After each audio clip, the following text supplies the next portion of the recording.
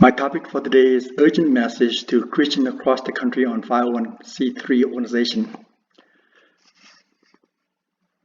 Christian Engage apply to the IRS for tax-exempt status under the IRC section 501c3. The IRS directors exempt organization ruling and agreement deny Christian Engage the tax-exempt status. The IRS director gave justification for the denial of the tax-exempt status. I will not read all the content of this rejection letter dated May 18, 2021. If you feel that I'm hiding certain portion of this letter to promote my point of view, you're welcome to read the letter in its entirety. More churches are tax-exempt, federal tax-exempt, under 501c3 charitable organization. The persecution of Christians is coming to a theater near you. The law. The Internal Revenue Code section 501c3 provide for the exemption from federal income tax of organizations organized and operate exclusively for charitable or educational purposes.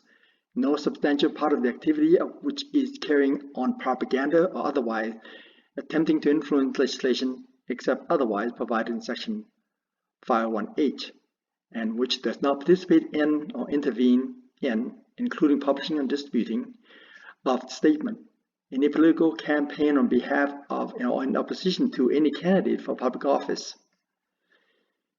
These issues that are prominent in political campaign and instruct them in what the Bible say about the issue and how they should vote. These issues include the sanctity of life, the definition of marriage, and biblical justice. These issues generally distinguish candidates and are associated with the political party platforms. These facts preclude you from exemption under the IRC section 501c3. In order for an organization to qualify for exemption under the IRC section 501c3, it must not talk about the sanctity of life, the definition of marriage, and biblical justice. It is okay to talk about the sanctity of life, the definition of marriage, and Quranic justice. It should be okay because Muslims are associated with the democratic platforms. Perhaps these issues are neutral to a political party if it is an Islamic organization. While you educate voters on what the Bible says about issues, your educational activity are not neutral. The topic typically are affiliated with distinct candidate and specific political party platform. If this organization is Islamic, it will read like this. While you educate voters on what the Quran says about issues, your educational activity are neutral. The topic typically are affiliated with distinct candidate and democratic platforms. Muslims are always Democrats. Islamic candidates are always Democrats.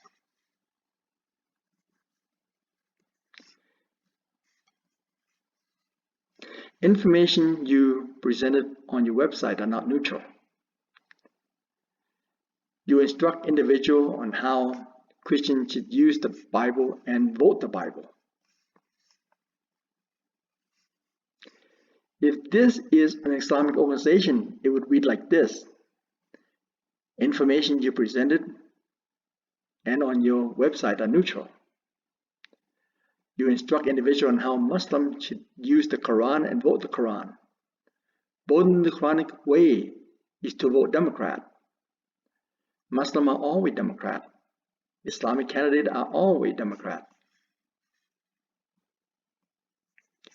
You are like the organization described in American Campaign Academy because you are serving the private interests of the Republican Party more than incidentally in contravention to Treasury Reg Section 151c3 as well as serving a substantial non-exempt private purpose.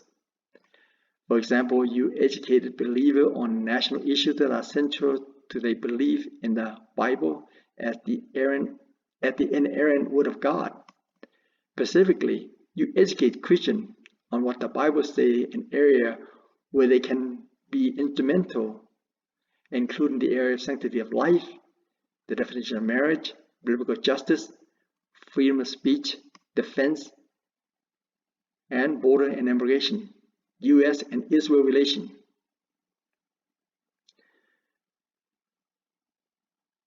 The Bible teaching are typically affiliated with the Republican Party and candidate. This disqualifies you under Section 501c3.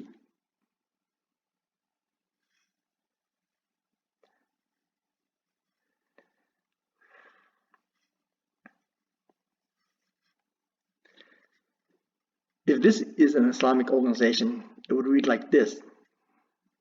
You are like the organization described in American Campaign Academy because you are serving the private interests of the Democratic Party more than incidentally in contravention to Treasury Reg Section 151c3, as well as serving substantial non-exempt private purpose.